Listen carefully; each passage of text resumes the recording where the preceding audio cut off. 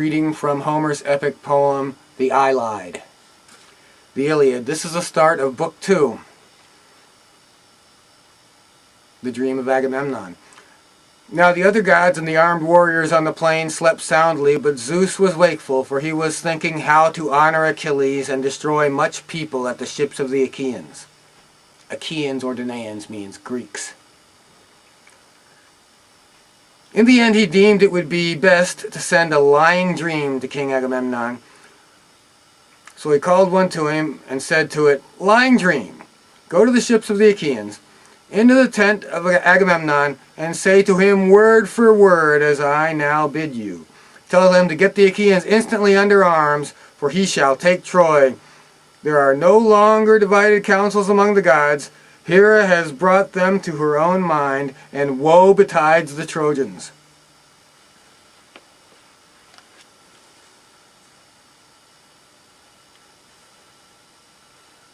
The dream then went when it had heard its message, and soon reached the ships of the Achaeans.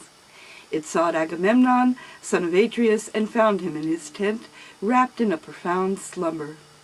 It hovered over his head in the likeness of Nestor, son of Neleus, whom Agamemnon honored above all his counselors, and said, "You are sleeping, son of Atreus. One who has the welfare of his host and so much other care upon his shoulders should not sleep all night. Hear me at once, for I come as a messenger from Zeus, who, though he be not near, takes thought for you and pities you. He bids you get the Achaeans instantly under arms, for you shall take Troy. There are no longer divided counsels among the gods. Hera has brought them over to her own mind, and woe betides the Trojans at the hands of Zeus. Remember this, and when you wake, see that it does not escape you." The dream then left him, and he thought of things that were surely not to be accomplished. He thought that on that same day he was to take the city of Priam. But he little knew what was in the mind of Zeus, who had many another hard-fought fight in store for Danaans and Trojans. Then presently he woke, with the divine message still ringing in his ears. So he sat upright and put on his soft, fair tunic, fair and new, over his heavy cloak. He bound his sandals on his comely feet, and slung his silver-studded sword about his shoulders. Then he took the imperishable shaft of his father, and went among the ships of the Achaeans. The goddess Dawn now wended her way to vast Olympus, that she might herald day to Zeus and the other immortals, and Agamemnon sent criers round to call the people in assembly. So they called them, and the people gathered quickly. But first he summoned a meeting of the elders at the ship of Nestor, king of Pylos, and when they were assembled he laid the cunning plan before them. "My friends," said he, "I have had a dream from heaven, and in the dead of night, and its face and figure resembled none but Nestor's.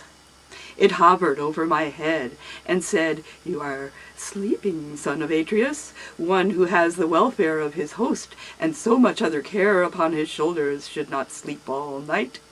Hear me at once, for I am a messenger from Zeus, who, though he be not near, yet takes thought for you and pities you. He bids you get the Achaeans instantly under arms, for you shall take Troy.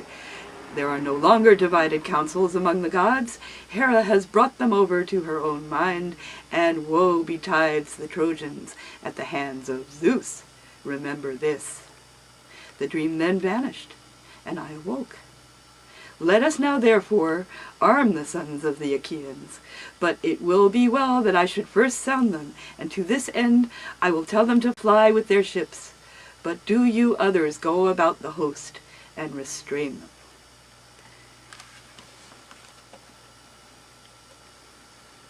He then sat down, and Nestor, the prince of Pylos, with all sincerity and goodwill, addressed them thus. "My friends," said he, "princes and counselors of the Argives, if any other man of the Achaeans had told us of this dream, we should have declared it false, and would Really? This is the dream that tells them they are going to win at war. If any other man of the Achaeans had told us of this dream, we should have declared it false and would have had nothing to do with it. But he who has seen it is the foremost man among us. We must therefore set about getting the people under arms.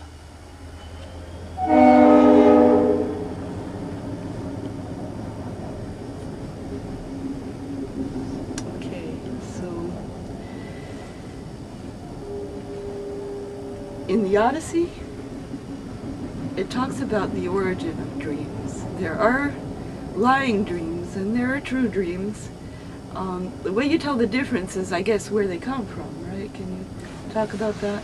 Well, yeah, the Odysseus, who was one of the chieftains under Agamemnon there, that was led into the war there, he later on is in the land of the dead, and there he sees where the dreams come from, and there are two gates that the dreams proceed out through. There's one gate of horn, and Which one is translucent, and therefore the dreams that come through it are clear and true. that's the gate of horn. And then there's the gate of ivory. Which is what teeth are made of, isn't it?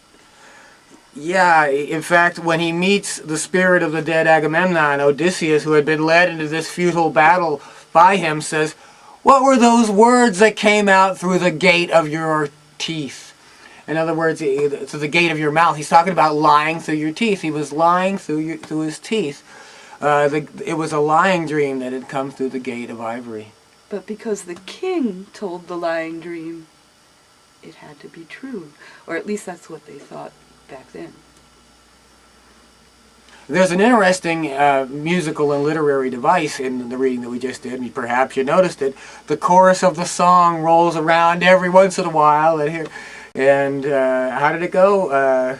We have to find it again. It was, you are sleeping, son of Atreus, and so forth. Yeah. You shall take Troy. There is no longer divided counsel among the gods. Hera has called them all over their side. Yeah, where have we heard that song and dance before? We're going to win. We're going to win for sure, so we're going to attack.